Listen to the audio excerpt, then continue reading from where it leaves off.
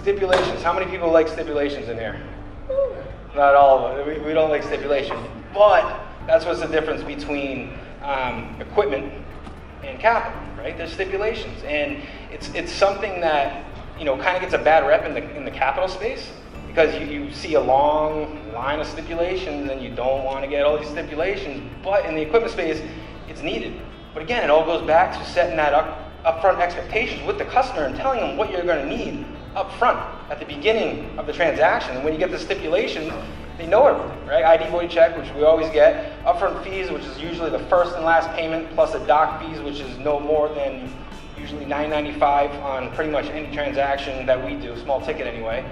The final invoice, so you're working with the vendor. What is it needs to be billed to, shipped to a certain way. So we're going to go over that in the course. Insurance, you're working with the insurance company. Who's the cert holder going to be? There's things that the insurance needs to read a certain way per lender, per deal. We teach you all that. Site inspections. We go out, not we, but the lenders go out, or they order a third-party site inspector. Sometimes we have to do a site inspection on a deal. GOTs, guarantee of titles, that need to be notarized sometimes. Power of attorneys that need to be notarized sometimes. A lot of these contracts we're sending overnight to the source, so that's another time, right? You got to send a FedEx label out, you got to get it over. Now, this all may seem like a bunch of more stuff that you need to do, and you're probably thinking, why don't I just stick to MCAs?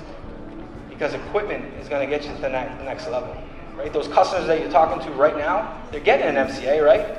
But you can call them the next day and ask them for their equipment business. Done. You got 2 deals in 1, right? And then you do the work, and you get the knowledge, and you actually figure out how to put an equipment deal together, and you're off to the races.